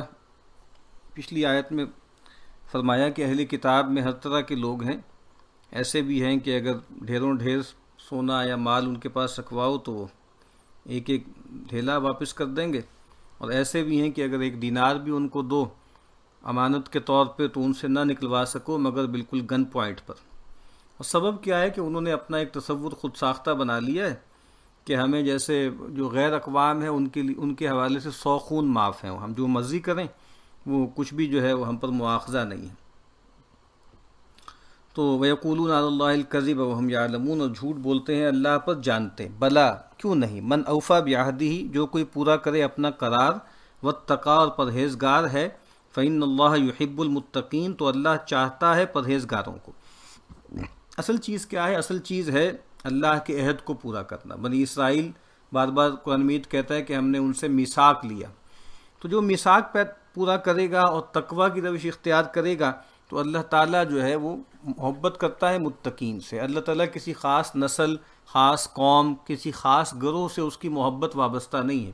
اس کی محبت اس سے ہے کہ جو اللہ کے ساتھ کمیٹڈ ہے اور جو گناہوں سے بچنے والا ہے, پرہیزگاری کا رویہ اختیار کرنے والا ہے, وہ ہے جس سے اللہ محبت کرتا ہے. اس کے برعکس ان کا معاملہ کیا ہے؟ ان الذین یشترون بعہد اللہ وایمانہم, جو لوگ خرید کرتے ہیں اللہ کے قرار پر اور اپنی قسموں پر, ثمنا قلیلا, تھوڑا مول. یعنی دو ہی چیزیں ہیں نا, ایک اللہ تعالیٰ کے ساتھ جو ہے وہ قرار ہے, جو شریعت ہوتی ہے وہ اللہ سے قول و قرار ہوتا ہے, اللہ کی بندگی کا اقرار ہوتا ہے, تو اس کو جو ہے وہ بیچ دیتے ہیں, شریعت کی احکامات کو جو ہے وہ اس میں ڈنڈی مارتے ہیں. اور پھر وایمانہم, اور اپنی جو آپس کی کمٹمنٹس ہیں, تھوڑے سے فائدے کے لیے لوگوں کے ساتھ غداری کرتے ہیں, دھوکہ دیتے ہیں. اولئک لا خلاق لہم, ان کا کچھ حصہ نہیں فی الآخرہ, آخرت میں, ولا یکلمہم اللہ, اور نہ بات کرے گا ان سے اللہ, ولا ینظر الیہم یوم القیامہ, اور نہ نگاہ کرے گا ان کی طرف قیامت کے دن, ولا یزکیہم, اور نہ سنوارے گا ان کو, تزکیہ نہیں کرے گا, ولہم عذاب علیم, اور ان کو دکھ کی مار ہے. یعنی وہی بات کہ اللہ تعالیٰ نہ نگاہ التفات کریں گے, نہ کلام کریں گے, اور سب سے بڑھ کر تزکیہ بھی نہیں کریں گے, اور جس کا تزکیہ نہیں اللہ تعالیٰ نہیں کریں گے پھر اس کے لیے دردناک عذاب ہے. وَإِنَّ مِنْهُمْ لَفَرِيقًا، اور ان میں ایک لوگ ہیں، یلوون السنتہم بالکتاب، زبان مروڑ کر پڑھتے ہیں کتاب، لتحسبوہ من الکتاب، کہ تم جانو وہ کتاب میں ہے، وما ہوا من الکتاب، اور وہ نہیں کتاب میں، ویقولون ہوا من عند اللہ وما ہوا من عند اللہ، اور کہتے ہیں وہ اللہ کا کہا ہے اور وہ نہیں اللہ کا کہا، ویقولون علی اللہ الکذب وہم یعلمون، اور اللہ پر جھوٹ بولتے ہیں جان کر۔ اب یہ دیکھیں ان کے جو جرائم ہیں نا، خاص طور پہ جو دینی حوالے سے جرائم تھے، اور یہاں جس لوگوں کا تذکرہ ہو رہا ہے یہ ان کی کلرجی ہے، یہ ان کے علماء ہیں، احبار و رہبان ہیں۔ ایک کیا کرتے ہیں، شرارت کے زبان موڑ کر پڑھتے ہیں، یعنی اس طرح ہم نے کہا تھا نا کہ ان کی عام بات ہے کہ جو ہے وہ رائنا کو رائنا کر کے پڑھ رہے ہیں۔ اسی طریقے سے جو ہے وہ جو پرانے سمبلز تھے ان کی کتابوں میں نبی آخر الزمان کے حوالے سے، سیدنا ابراہیم کے حوالے سے، ان کو بدل دیا، ٹھیک ہے، مروا کو موریا بنا دیا، ٹھیک ہے، اور اس کو جو ہے اٹھا کر بیت المقدس میں لے گئے۔ اسی طریقے سے خود سے چیزیں بنا لیتے ہیں، کہتے ہیں یہ اللہ کی طرف سے ہے، حالانکہ وہ اللہ کی طرف سے نہیں ہے، اور پھر اللہ پہ جھوٹ باندھتے ہیں۔ یعنی اللہ پہ جھوٹ کا کیا مطلب ہے؟ اللہ پہ جھوٹ یہ ہے کہ اللہ نے طے کر دیا ہے کہ نبوت اور رسالت جو ہے قیامت تک وہ ہم میں رہے گی، اور یہ بات کہ جو آئے گا، جو مسایہ آئے گا وہ جو ہے وہ بنی داؤد میں سے ہوگا، وغیرہ وغیرہ، یہ باتیں خود ساختہ بنا لی۔ ما کان لبشر ان یؤتی اللہ الکتاب والحکم والنبوہ، کسی بشر کا کام نہیں کہ اللہ اس کو دیوے کتاب اور حکم اور پیغمبر کرے، ثم یقول للناس، پھر وہ کہے لوگوں کو، کونوا عبادا لی من دون اللہ، کہ تم میرے بندے ہو اللہ کو چھوڑ کر۔ یعنی ایسا کبھی نہیں ہوا، یعنی یہ جو تم کہہ رہے ہو نا کہ جیسے سیدنا عزیر نے اپنی بندگی کا دعویٰ کیا اور سیدنا مسیح علیہ السلام نے اپنی بندگی کروائی یا اپنی الوہیت کا اعلان کیا، اشتہار دیا، ایسا کچھ بھی نہیں ہے، یہ ہے ہی نہیں کسی بشر کا کام، اور کبھی ایسا ہوا بھی نہیں کہ اللہ نے کسی کو جو ہے وہ کتاب دی ہو، حکم دیا ہو، نبوت دی ہو، اور پھر وہ اس کو بدل دے۔ آپ دیکھیے نا قرآن مجید میں ایک جگہ پر فرمایا کہ وَلَوْ تَقَوَّلَ عَلَيْنَا بَعْضَ الْأَقَاوِيلِ لَأَخَذْنَا مِنْهُ بِالْيَمِينِ ثُمَّ لَقَطَعْنَا مِنْهُ الْوَتِينَ، کہ اگر یہ ہم پر خود سے کوئی بات بنا دے تو کہا کہ ہم اس کی جو ہے اس کا ہاتھ پکڑیں گے، دائیں ہاتھ، اور اس کی رگے گردن کاٹ دیں گے۔ تو ایسا نہیں ہے، اللہ تعالیٰ جس کو پیغمبر بناتے ہیں پھر اس کی حفاظت بھی کرتے ہیں اور اس کو بھی دیکھتے ہیں کہ کوئی غلطی تو نہیں ہو رہی، کوئی ڈنڈی تو نہیں ماری جا رہی، کہا اس کا امکان ہی نہیں ہے۔ جب سیدنا مسیح علیہ السلام سے پوچھا جائے گا نا، آگے قرآن مجید میں تذکرہ ہے، انت قلت للناس اتخذونی وامی الہین من دون اللہ، اس کا کوئی امکان نہیں ہے۔ تو اور کیا کہ پیغمبر کیا کہتے ہیں، ولیکن کونوا ربانیین، لیکن تم ربی ہو جاؤ، ربانی ہو جاؤ، اللہ والے ہو جاؤ، یعنی وہ جو ہے عیسوی بنانے نہیں آتے، وہ ان معنوں میں محمدی بنانے نہیں آتے، وہ گویا نوحی یا ہودوی بنانے نہیں آتے، بلکہ وہ اللہ والے بنانے آتے ہیں۔ ٹھیک ہے کہ وہ اسوہ ہیں، وہ قدوہ ہیں، اور وہ گویا نمونہ بنتے ہیں، لیکن وہ اللہ سے جوڑتے ہیں۔ بما کنتم، اور اس میں یہ بھی ہے نا کہ اللہ والے بن جاؤ، اور بندوں کو بندگی کی غلامی سے بندوں کی غلامی سے نکالنے کے لیے آتے ہیں۔ وہ جو ایک مشہور ہے ربیع بن عامر رضی اللہ تعالی عنہ سے جب پوچھا گیا کہ بھئی تم لوگ کیوں آئے ہو ہمارے پاس، تو انہوں نے کہا کہ ان اللہ ابتعثنا، ہم آئے نہیں ہیں، اللہ نے ہمیں بھیجا ہے، لنخرج العباد من عبادت العباد الی عبادت رب العباد، تاکہ ہم بندوں کو بندوں کی غلامی سے نکال کر بندوں کے رب کی غلامی میں دے دیں۔ ٹھیک ہے، تو یہاں پر یہی معاملہ ہے کہ رب والے بن جاؤ، ربانی بن جاؤ۔ بما کنتم تعلمون الکتاب، جیسے تھے تم کتاب سکھاتے، و بما کنتم تدرسون، اور جیسے تھے تم پڑھتے۔ ولا یأمرکم ان تتخذوا الملائکۃ والنبیین اربابا، اور نہ یہ کہے تم کو کہ ٹھہراؤ فرشتوں کو اور نبیوں کو رب۔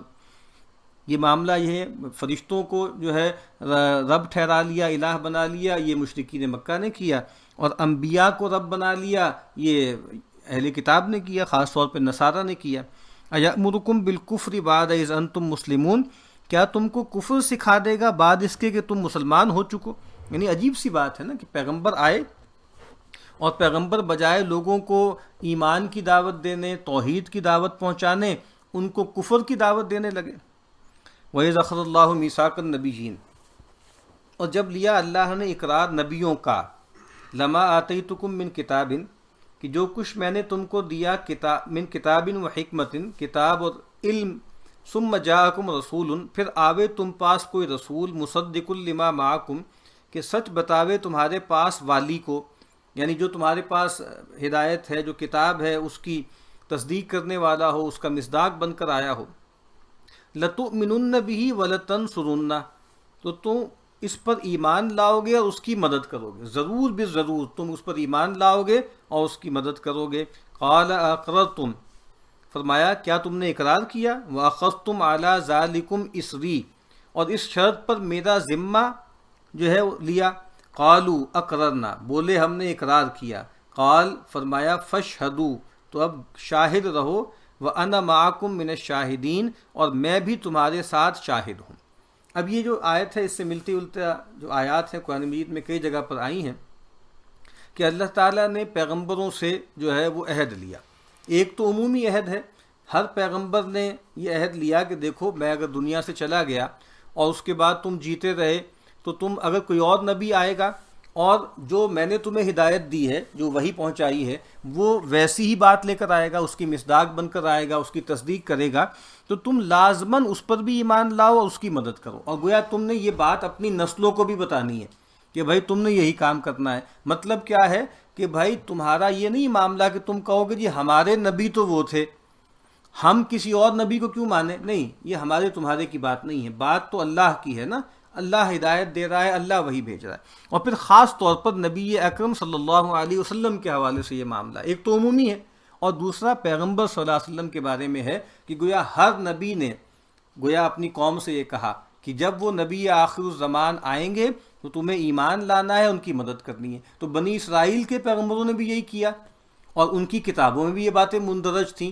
لیکن بعد میں پھر ان کے جو پروہت تھے اور ان کے جو آپ سمجھ لیجیے احبار و رہبان تھے، انہوں نے ان کو بدل دیا، ان کو چھپا دیا، ان کو کنسیل کیا۔ فمن تولی بعد ذلک فاولئک هم الفاسقون، پھر جو کوئی پھر جاوے اس کے بعد تو وہی لوگ ہیں بے حکم۔ افغیر دین اللہ یبغون، اب کچھ اور دین ڈھونڈتے ہیں سوا دین اللہ کے۔ وَلَهُ أَسْلَمَ مَنْ فِي السَّمَاوَاتِ وَالْأَرْضِ، اور اسی کے حکم میں ہے جو کوئی آسمان و زمین میں ہے، طوعاً وکرہا، خوشی سے یا زور سے، وَإِلَيْهِ يُرْجَعُونَ، اور اسی کی طرف پھر جاویں گے۔ یعنی یہ جو دین ہے نا اللہ کا ایک ہی ہے، آسمان میں بھی وہی دین ہے، زمین میں بھی وہی دین ہے۔ اور وہ دین کیا ہے؟ وہ اسلام ہے، اور اسلام کا لٹرل مطلب کیا ہے؟ فرما برداری، گردن جھکا دینا، اطاعت اختیار کرنا، حکم برداری، بار بار شاہ صاحب ترجمہ کر رہے ہیں۔ تو کہا کہ قرآن مجید میں یہ فرمایا نا کہ ان کل من فی السماوات والارض الا آتی الرحمن عبدا، آسمان اور زمین میں، آسمانوں اور زمین میں کوئی نہیں ہے مگر یہ کہ وہ رحمان کے پاس بندہ بن کر آتا ہے۔ تو مطلب یہ ہے کہ آسمان اور آسمان والے، ٹھیک ہے، اور زمین والے، یہ تو معاملہ یہ ہے نا کہ چونکہ دو مخلوقات ہمیں معلوم ہے ان کو اللہ تعالیٰ نے فری ول دی، یعنی انسان اور جنات، تو گویا ان کو اختیار دیا اور وہ چاہیں تو انکار کر سکتے ہیں، انہوں نے انکار کیا بھی، ان میں سے بہت سو نے، کچھ نے مانا کچھ نے نہیں مانا، لیکن باقی پوری جو آپ سمجھ لیجیے کائنات اور اس کے اندر جو کچھ بھی ہے وہ تو اللہ کی حکم بردار ہے، وہ عبادت بالاجبار کا معاملہ ہے۔ قرآن مجید میں ایک اور جگہ فرمایا نا کہ ہم نے آسمان اور زمین سے کہا قال لها وللارض ائتیا طوعا او کرہا، کہ ہم نے آسمان اور زمین سے کہا آ جاؤ تم دونوں خواہی نہ خواہی، تو انہوں نے کیا کہا؟ اتینا طائعین، کہ ہم آئے پوری آمادگی کے ساتھ، اطاعت کے ساتھ، طوع کے ساتھ۔ قل آمنا باللہ، تو کہ ہم ایمان لائے اللہ پر، وما انزل علینا، اور جو کچھ اترا ہم پر، وما انزل علی ابراہیم و اسماعیل و اسحاق و یعقوب والاسباط، اور جو کچھ اترا ابراہیم پر اور اسماعیل پر اور اسحاق پر اور یعقوب پر اور اس کی اولاد پر، وما اوتی موسیٰ و عیسیٰ، اور جو ملا موسیٰ اور عیسیٰ کو، والنبیون من ربہم، اور جو ملا سب نبیوں کو اپنے رب کی طرف سے، لا نفرق بین احد منہم، ہم جدا نہیں کرتے ان میں کسی کو، ونحن لہ مسلمون، اور اسی کے حکم پر ہیں۔ وہی بات کہ ہم تفریق بین الانبیاء نہیں کرتے، اور اصل مسئلہ کیا ہے؟ یہ جو ہو کی ضمیر ہے اللہ کی طرف ہے نا، ہم تو اللہ کے حکم بردار ہیں۔ پہلے اللہ نے کہا اس کو مانو، اس کو مان لیا، اب اللہ کہہ رہا ہے اس کو مانو، اس کو مان رہے ہیں۔ تو ہماری تو اپنی کوئی انا تو ہے نہیں نا، کوئی ہماری اپنی کوئی ریسزم نہیں ہے ہمارے اندر، کوئی اس طرح کی نسل پرستی نہیں ہے، اللہ کے حکموں پہ چلنا ہے۔ ومن یعنی ہم حق پرست ہیں، ہم نسل پرست نہیں ہیں۔ ومن یبتغی غیر الاسلام دینا، اور جو کوئی چاہے سوا حکم برداری کے اور دین، فلن یقبل من، سو اس سے ہرگز قبول نہ ہوگا، وہو فی الآخرۃ من الخاسرین، اور وہ آخرت میں خراب ہوگا۔ ایک ہی دین ہے اور وہ فرما برداری کا ہے، اطاعت کا ہے۔ اب ہو سکتا ہے کہ اہل کتاب میں ایسے لوگ ہوں جو فرما بردار ہوں، حکم بردار ہوں، اور شرک نہ کرتے ہوں اور اخلاقی خرابیوں کے شکار نہ ہوں، تو وہ کامیاب ہو سکتے ہیں آخرت میں، اس شرط پر کہ نبی صلی اللہ علیہ وسلم کی دعوت ان تک پہنچی نہ ہو۔ یعنی اگر وہ یہودی عیسائی رہیں اور صحیح یہودی عیسائی بن جائیں، شرک نہ کریں اور صحیح تعلیمات پر ہوں، تو انفرادی طور پر ان میں سے کچھ لوگوں کی نجات ہو سکتی ہے، لیکن یہ اف بہت بڑا ہے کہ اگر ان تک رسول اللہ صلی اللہ علیہ وسلم کی خبر، ان کی دعوت نہ پہنچی ہو، لیکن پہنچ گئی ہے، اس کے بعد پھر ان کی فرما برداری کا کوئی جو ہے اعتبار نہیں ہے، کوئی اس کی حیثیت نہیں ہے، جب تک کہ وہ اللہ کے رسول صلی اللہ علیہ وسلم پر ایمان نہ لائیں۔ کیف یہد اللہ قوما کفروا بعد ایمانہم، کیوں کر راہ دے گا اللہ ایسے لوگوں کو کہ منکر ہوئے ایمان مان کر، یعنی پہلے ایمان لائے پھر منکر ہوئے، وشہدوا، اور بتا چکے، ان الرسول حق، ان کے رسول سچا ہے، وجاءہم البینات، اور پہنچ چکے ان کو نشان، واضح نشانیاں، واللہ لا یہدی القوم الظالمین، اور اللہ راہ نہیں دیتا بے انصاف لوگوں کو۔ یعنی وہ لوگ ہیں جو مان چکے، ان کے دلوں نے گواہی دی، یعنی ایک تو اہل کتاب کے وہ لوگ ہیں جن پر بات واضح ہو گئی نا کہ یہ اللہ کے رسول ہیں، اور اسی طرح انہی میں منافقین تھے جو انہوں نے کہا کہ ہم نے مانا اور پھر بعد میں انکار کر دیا، اور وہ ایک گواہی دیتے ہیں، ان کے دل گواہی دیتے ہیں۔ اس کا قرآن مجید آل فرعون کے بارے میں کہتا ہے نا، خاص طور پہ فرعون کے درباریوں کے بارے میں، کہ وَجَحَدُوا بِهَا وَاسْتَيْقَنَتْهَا أَنفُسُهُمْ ظُلْمًا وَعُلُوًّا، کہ انہوں نے انکار کیا حالانکہ ان کے دل یقین کر چکے تھے، ان کے جی یقین کر چکے تھے۔ کس وجہ سے انکار کیا؟ ظلم اور جو ہے وہ سرکشی کی وجہ سے، جو ہے آپ کہہ لیے کہ بڑائی کی وجہ سے انکار کر دیا۔ اولئک جزاؤہم ان علیہم لعنۃ اللہ والملائکۃ والناس اجمعین، ایسے لوگوں کی سزا یہ ہے کہ ان پر لعنت اللہ کی اور فرشتوں کی اور لوگوں کی، سب کی۔ یعنی اللہ کی لعنت کیا ہے؟ اللہ کی رحمت سے دوری ہے۔ یعنی ایک یہ وہ لوگ ہیں جو بے خبری میں ہیں، اندھیرے میں ہیں، چلو ان کا کوئی عذر ہو سکتا ہے، لیکن جن پر بات واضح ہو چکی ہے، اب انکار کر رہے ہیں، تو وہ اللہ کی رحمت سے محروم ہیں۔ اور فرشتے جو ہے وہ دعا کر رہے ہیں کہ اے اللہ تو ان کو اپنی رحمت سے دور کر دے، اور باقی تمام انسان بھی ان پر پھٹکار کر رہے ہیں۔ اس کا سبب کیا ہے؟ کہ وہ جو ہے سد راہ بن رہے ہیں نا، خاص طور پہ یہ وہ لوگ ہیں جو آپ سمجھ لیجئے علماء تھے اہل کتاب کے، تو وہ گویا باقی لوگوں کے لیے گویا ایک رکاوٹ بن رہے ہیں۔ تو قیامت کے دن پھر ہم قرآن مجید میں پیچھے بھی پڑھتے آئے ہیں، آگے بھی پڑھیں گے کہ وہ لوگ کے جو پیروکار ہیں نا، وہ اپنے ان جو ائمہ مضلین ہیں، گمراہ کرنے والے جو لیڈر ہیں، ان پہ لعنت کریں گے کہ انہوں نے ہمیں برباد کیا، انہوں نے ہمیں خراب کیا۔ خالدین فیہا، پڑے رہیں اس میں، لا یخفف عنہم العذاب، نہ ہلکا ہو ان پر عذاب، ولا ہم ینظرون، اور نہ ان کو فرصت ملے، الا الذین تابوا من بعد ذلک واصلحوا، مگر جنہوں نے توبہ کی اس کے بعد اور سنوار پکڑی۔ بڑا اچھا ترجمہ ہے، سنوار پکڑی۔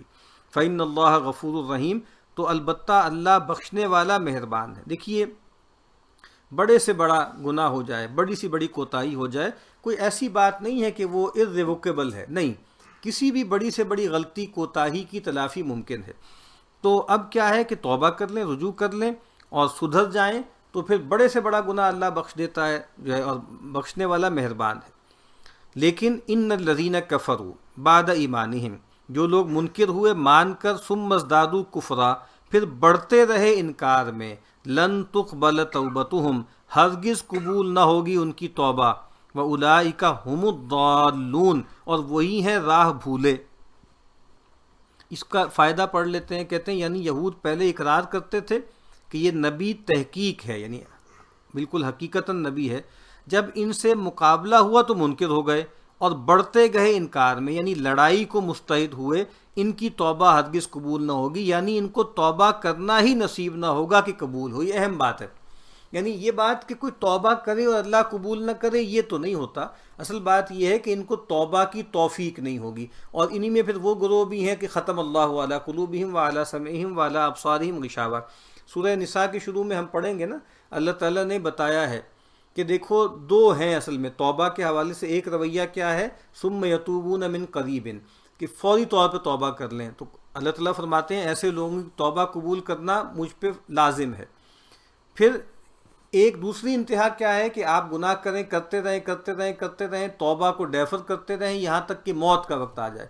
تو کہا جب موت کا وقت آ جائے اور انسان کی جان اس حال میں جائے تو اب اس کی توبہ قبول نہیں ہوگی. اب درمیان میں انسان خطرے میں ہے.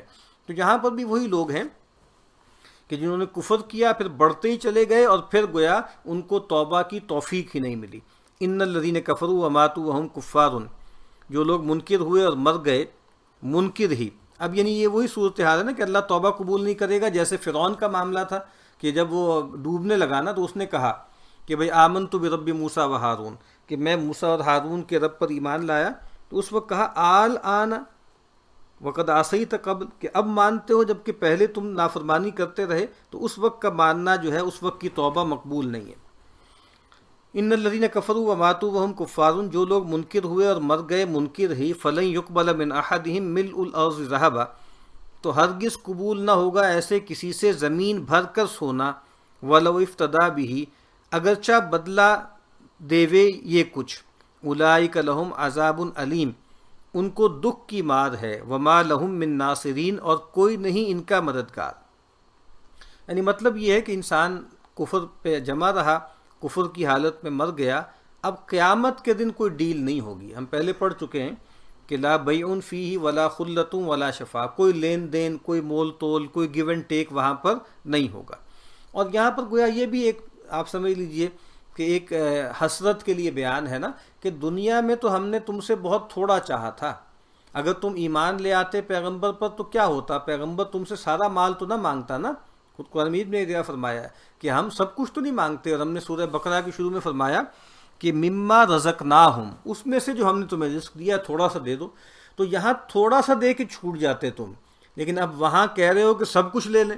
وہ جو قرآن مجید میں آتا ہے نا کہ یود المجرم لو یفتدی من عذاب یومئذ بمنی وصاحبتہ واخی وفصیلتہ التی تؤوی ومن فی الارض جمیعا ثم ینجی. کلا، اس دن انسان یہ چاہے گا کہ اس دن جو ہے وہ چھوٹ جائے، اپنے باپ کو، بیٹے کو، اولاد کو، جو کوئی زمین میں ہے سب کو دے دے بدلے میں، اور پھر بچ جائے. تو کہا کہ اس وقت نہیں بچ سکتا.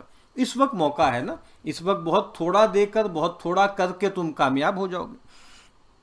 لن تنالوا البر حتی تنفقوا مما تحبون، ہرگز نہ پہنچو گے نیکی کی حد کو جب تک کہ خرچ کرو کچھ ایک جس سے محبت رکھتے ہو. وما تنفقوا من شیء فإن اللہ بہ علیم، اور جو چیز خرچ کرو گے سو اللہ کو معلوم ہے. اب یہ آیت بھی بہت اہم ہے، اور خاص طور پر جیسے بنی اسرائیل سے اور یہود سے ایک بات کہی جا رہی ہے کہ دیکھو اللہ تعالیٰ یہی تو آزمائش کرتا ہے نا، کہ تمہیں جو ہے اپنی سیادت بہت عزیز ہے، تمہیں اپنی قوم اور قوم کی سربلندی بہت عزیز ہے. تو اسی کی تو قربانی اللہ تم سے مانگ رہے ہیں. کہا کہ جب تک تم اپنی محبوب چیز خرچ نہیں کرو گے اس وقت تک تم نیکی کی حد تک کو نہیں پہنچ سکتے. تم اپنے آپ کو بہت پاک باز سمجھتے ہو، بہت پارسا نیک سمجھتے ہو، کوئی تمہاری نیکی کا اعتبار نہیں ہے. آزمائش تو تمہاری اب ہوئی ہے نا کہ وہ نبی آخر الزمان جو ہیں وہ تمہاری نسل میں نہیں آئے بلکہ بنی اسماعیل میں آ گئے ہیں. تو کہا اب آزمائش ہے. اور دیکھو جس ہستی کی طرف اپنے آپ کو منسوب کرتے ہو یعنی ابراہیم، تو ابراہیم کو امامت کیسے ملی، ابراہیم کو مرتبہ کیسا ملا، جہاں اپنی ہر چیز کو، محبوب چیز کو قربان کیا، خاص طور پر اپنے محبوب ترین بیٹے کے گلے پہ چھری چلا دی. اور یہ بات اب عموم میں بھی ہے، ہم سب کے لیے بھی ہے کہ ہم جو چیزیں ہمیں محبوب ہیں ہم ان کا ایثار کریں، ان کی قربانی کریں تو ہم نیکی کے اعلیٰ مرتبے پر پہنچیں گے. کل الطعام کان حلا لبنی اسرائیل الا ما حرم اسرائیل علی نفسہ من قبل ان تنزل التوراۃ، سب کھانے کی چیزیں حلال تھیں بنی اسرائیل کو مگر جو حرام کر لی تھی اسرائیل نے اپنی جان پر تورات نازل ہونے سے پہلے. قل فأتوا بالتوراۃ فاتلوها ان کنتم صادقین، تو کہہ لاؤ تورات اور پڑھو اگر سچے ہو. اب یہاں پر وہی جو نص کا معاملہ ہے نا، انہوں نے اعتراض کیا کہ بھئی ایک طرف آپ دعویٰ کرتے ہیں کہ وہی ایک لینیج ہے اور ساری جو ہے نبیوں کی پوری ایک جو ہے وہ تعداد چلی آ رہی ہے، ہم اسی رستے پر ہیں، اور دوسری طرف جو ہے وہ جو چیزیں پہلے کچھ چیزیں حرام تھیں ان کو آپ نے حلال کر دیا۔ اس کی ایک مثال کے طور پر جو ہے وہ اونٹ کے گوشت کی بات کرتے تھے، تو کہا کہ نہیں، ہر حلال چیز جو ہے بنی اسرائیل پر بھی حرام تھی، سوائے سیدنا، یعنی اسرائیل کون ہے؟ سیدنا یعقوب کا لقب ہے۔ سیدنا یعقوب کسی بیماری کی وجہ سے یا کچھ ایسا معاملہ ہوا، کوئی منت مانی تھی انہوں نے، تو اونٹ کا گوشت انہوں نے کہا کہ میں نہیں کھاؤں گا، تو گویا اس کا یہ ہوا کہ بعد میں پھر بنی اسرائیل نے سمجھا کہ جیسے یہ حرام ہے، تو کہا کہ نہیں، تورات میں بھی ایسی کوئی بات موجود نہیں ہے، تورات میں اس کا کوئی تذکرہ نہیں ہے، اور یہ سیدنا یعقوب نے جو بات کی تھی تو تورات سے بہت پہلے کی بات ہے نا، تورات تو سیدنا موسیٰ کو ملی ہے، اب تم جو ہے سیدنا جو ہے وہ یعقوب کی طرف ایک بات منسوب کر رہے ہو، تورات کے حوالے سے جو ایسی بات ہوئی نہیں ہے۔ فمن افترا علی اللہ الکذب من بعد ذلک فاولئک هم الظالمون، پھر جو کوئی باندھے اللہ پر جھوٹ اس کے بعد تو وہی ہے بے انصاف، یعنی اللہ پہ جھوٹ باندھنا ہے، یہ کوئی چیز جو ہے اللہ نے حرام نہیں کی، تم کہہ رہے ہو کہ اللہ نے حرام کی ہے۔ قل صدق اللہ، تو کہہ سچ فرمایا اللہ نے، فاتبعوا ملت ابراہیم حنیفہ، اب تابع ہو جاؤ دین ابراہیم کے، ابراہیم کون؟ جو ایک طرف کا تھا، وما کان من المشرکین، اور نہ تھا شرک کرنے والا۔ تو اب گویا یہ بات بہت گفتگو ہو چکی، بنی اسماعیل سے بھی یہی کہا جا رہا ہے، بنی اسرائیل سے بھی یہی کہا جا رہا ہے کہ ٹھیک ہے، تم کہتے ہو ہم ابراہیم کے ماننے والے ہیں، تو پھر ٹھیک ہے نا، ابراہیم کی ملت کی پیروی کرو۔ ابراہیم کی ملت کیا ہے؟ وہی اسلام ہے، وہی توحید کا مذہب ہے، اور جو یکسو تھا، جو مشرک نہیں تھا۔ ان اول بیت وضع للناس، تحقیق پہلا گھر جو ٹھہرا لوگوں کے واسطے، للذی ببکۃ، جو مکے میں ہے، مبارکن برکت والا، و ہدی للعالمین، اور نیک راہ دکھانے والا جہان کے لوگوں کو۔ اب یہاں پھر وہی بات بیان کی جا رہی ہے، چونکہ بنی اسرائیل نے بدل دیا، سیدنا ابراہیم کا جو مقام تھا اس کو بیت المقدس میں لے گئے، اور جو ہے جو ذبیح تھے وہ سیدنا اسماعیل کی جگہ سیدنا اسحاق بنا دیے، جو قربان گاہ جو ہے جو مروہ میں تھی اس کو موریہ میں قرار دے دیا۔ کہا کہ نہیں، جو پہلا گھر اللہ نے اپنی بندگی کے لیے مقرر کیا وہ مکہ میں ہے، اس مکے کو بھی انہوں نے بکہ کہہ دیا تھا، تو کہا وہ بکہ یا مکہ اسی میں ہے۔ فیہ آیات بینات، اس میں نشانیاں ظاہر ہیں، مقام ابراہیم، کھڑے ہونے کی جگہ ابراہیم کی، وہی ابراہیم کی جو اقامت اور مقام کی جگہ ہے وہ بیت المقدس نہیں ہے بلکہ مکہ ہے، بیت اللہ الحرام ہے۔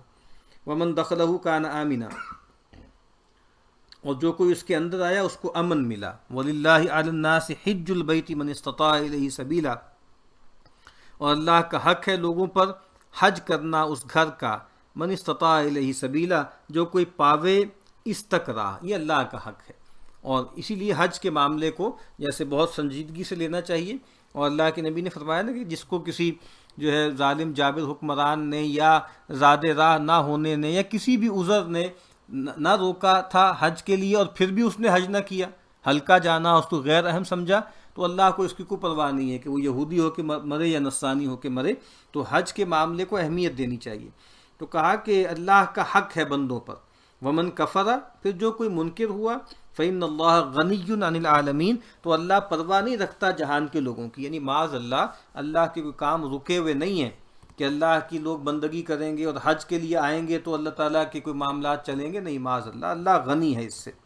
اور کہا کہ ومن کفر، اس کا مطلب یہ کیا ہے؟ یہ کفر عملی کفر ہے نا، یہ استطاعت رکھنے کے باوجود اگر آپ حج نہیں کرتے یا حج کو اہمیت نہیں دیتے تو یہ کفران نعمت کر رہے ہیں۔ یہ اگرچہ وہ کفر نہیں ہے جو اخراج عن الملہ کر دیتا ہے، بلکہ یہ کفر دون کفر ہے۔ قل یا اہل الکتاب، تو کہہ اہل کتاب، لما تکفرون بآیات اللہ، کیوں منکر ہوتے ہو اللہ کے کلام سے، واللہ شہید علی ما تعملون، اور اللہ کے روبرو ہے جو کرتے ہو۔ قل یا اہل الکتاب لم تصدون عن سبیل اللہ، بڑا جیسے اپیلنگ انداز ہے، کیا ہوا ہے تمہیں، کیا ہو گیا ہے تمہیں؟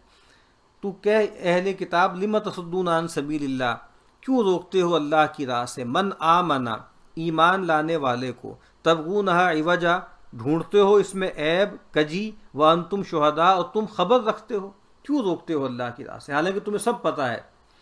وَمَا اللَّهُ بِغَافِلٍ عَمَّا تَعْمَلُونَ، اللہ بے خبر نہیں تمہارے کام سے۔ یا ایھا الذین آمنوا، اے ایمان والو، ان تطیعوا فریقا من الذین اوتوا الکتاب، اگر تم مانو گے بعض اہل کتاب کی بات، یردوکم بعد ایمانکم کافرین، تو پھر کر دیں گے تم کو ایمان لانے پیچھے منکر، یعنی بعد میں منکر یعنی ایمان لانے کے بعد تمہیں دوبارہ جو ہے پھیرا دیں گے، لوٹا دیں گے کفر میں۔ اس کا جو فائدہ ہے وہ پڑھ لیتے ہیں۔ اللہ تعالیٰ نے اہل کتاب کے شبہوں کا جواب دے کر مسلمانوں کو فرمایا کہ ان کی بات مت سنو، یہی علاج ہے، نہیں تو شبہ سنتے سنتے اپنی راہ سے نکل جاؤ گے۔ یعنی وہی بات کہ ان کی باتوں پہ کان نہ دھرو، ان کی باتوں کو اہمیت نہ دو۔ اب آگے شاہ صاحب یہ بہت اہم بات کر رہے ہیں، توجہ سے سنیں۔ یہی علاج ہے، نہیں تو شبہ سنتے سنتے آپ راہ سے نکل جاؤ گے۔ اب آگے کہتے ہیں اب بھی ہر مسلمان کو چاہیے کہ شبہ والوں کی بات نہ سنیں، اس میں دین کی سلامتی ہے اور جھگڑنے سے شبہ بڑھتے ہیں۔ یہ بات بہت ہی اہم ہے اور اس زمانے میں اس بات کو اجاگر کرنے کی بہت زیادہ ضرورت ہے، اور خاص طور پہ جو سوشل میڈیا کا فینومینا ہے نا، اس نے لوگوں کو برباد کر کے رکھ دیا۔ یعنی وہ لوگ مخلص لوگ ہیں، انہوں نے اپنے فیس بک پہ اکاؤنٹ بنائے ہوئے ہیں، پھر وہ دیکھ رہے ہیں کہ جناب لبرلز اور سیکولرسٹ اور جناب اور مذاہب کے لوگ جو ہیں وہ اسلام پہ حملے کر رہے ہیں، دین کا مذاق اڑا رہے ہیں، شاعر اللہ کی باتیں کر رہے ہیں، تو وہ اب جو ہے وہ آپ سمجھ لیجئے کہ لنگر لنگوٹ کس کے جو ہے وہ آ جاتے ہیں اور آ کر مقابلہ کرنے کے لیے سامنے آ جاتے ہیں، یعنی سائبر واریئرز یا سائبر مجاہدین بن جاتے ہیں اور پھر ان سے مکالمہ شروع کر دیتے ہیں۔ لیکن نہ ان کو دین کا فہم ہے، نہ کوئی دین کی بصیرت ہے، اور پھر جب وہ آگے سے سوالات کرتے ہیں تو ان کی ہوا اکھڑ جاتی ہے۔ تو پھر دیکھا گیا ہے کہ بہت سے لوگ جو بیچارے اپنی خلوص اخلاص سے جاتے ہیں مقابلے کرنے اور پھر ان شبہات کا شکار ہو جاتے ہیں۔ تو بہت ڈرنا چاہیے، بہت بچنا چاہیے، اور یہ کام علماء کے سپرد کرنا چاہیے، خود سے ایمیچور لوگوں کو ان کاموں میں نہیں پڑنا چاہیے۔ اگر یہ کام ہو تو علماء کی سرپرستی میں ہو، ان کے سکھانے کے ساتھ ہو، ان کی تربیت کے ساتھ ہو۔ اللہ کے نبی صلی اللہ علیہ وسلم نے فرمایا کہ من سمع بالدجال فلینہ عنہ، جو کوئی بھی المسیح الدجال یا دجال آئے گا نا، اس کے بارے میں سنے تو چاہیے کہ اس سے علیحدہ رہے، دور رہے۔ کیوں؟ کیونکہ ایک شخص جائے گا اس کے پاس اپنی تئیں اس سے مناظرہ کرنے، اس کو سمجھانے بتانے، اس کو سکھانے پڑھانے، لیکن جو وہ شبہات سامنے لائے گا تو وہ ان شبہات کی لپیٹ میں آ جائے گا۔ تو بس یہ میں نے چاہا کہ یہ جو فائدہ ہے یہ بہت اہم ہے اور آج اس پر بہت زیادہ توجہ کرنے کی ضرورت ہے۔ تو اے ایمان والو، اگر تم مانو گے باز اہل کتاب کی بات تو پھر کر دیں گے تم کو ایمان لائے پیچھے منکر۔ بس ایک آیت اور پڑھ لیتے ہیں، وَكَيْفَ تَكْفُرُونَ وَأَنْتُمْ تُتْلَىٰ عَلَيْكُمْ آیات اللہ وفیکم رسول، اور تم کس طرح منکر ہو اور تم پر پڑھی جاتی ہیں آیتیں اللہ کی اور تم میں اس کا رسول ہے۔ وَمَن يَعْتَصِم بِاللَّهِ، اور جو کوئی مضبوط پکڑے اللہ کو، فقط ہدی الی صراط مستقیم، وہ پہنچا سیدھی راہ پر۔ اب یہاں کہا جا رہا ہے کہ بھائی تم کیسے منکر ہو سکتے ہو؟ اس کا مطلب کیا ہے؟ کفر سے بچنے کے لیے کیا طریقہ ہے ہمارے پاس کہ ہم ایک تو اللہ کی جو کتاب ہے، اللہ کی کتاب کی جو آیات ہیں اس کو ہم پڑھتے پڑھاتے رہیں، اللہ کی کتاب جو ہے ہمارے سامنے کھلی رہے، اور دوسری بات یہ وفیکم رسول، اور یہ ہے کہ رسول اللہ صلی اللہ علیہ وسلم کا جو اسوہ ہے اور آپ کی جو سیرت ہے وہ ہمارے درمیان جو ہے وہ اس کا شیوع ہوتا رہے، وہ پھیلتی رہے، اور یہی طریقہ ہے اللہ سے چمٹنے کا۔ دیکھیے اللہ سے چمٹنا ہے، کیسے چمٹیں گے؟ کتاب اللہ کے ذریعے اور رسول اللہ کے ذریعے، ٹھیک ہے؟ بس یہ اللہ سے چمٹنے کا طریقہ ہے، اللہ سے چمٹنے کا اور کوئی طریقہ نہیں ہے۔ یہ جو ہمارے یہاں فراڈ شروع ہوا ہے نا، ایک خاص طرح کی نیو ایج اسپریچویلٹی جو آئی ہوئی ہے کہ جی ایک خاص طرح کی روحانیت اور جعلی قسم کی، اور جو ایک طرح طرح کی میڈیٹیشنز اور اس طرح کی چیزیں، تو کہا یہ کچھ بھی نہیں ہے۔ اللہ سے جڑنے کا، خدا رسیدگی کا کوئی ذریعہ نہیں ہے قرآن کو بائی پاس کر کے، کوئی ذریعہ نہیں ہے رسول اللہ صلی اللہ علیہ وسلم کو چھوڑ کر۔ تو آج کافی دقت رہی ہے، تو انشاءاللہ کل پھر کوشش کریں گے کہ ٹھیک طریقے سے معاملات ہو۔ بارک اللہ لی ولکم فی القرآن العظیم ونفعنی وإیاکم بالآیات والذکر الحکیم۔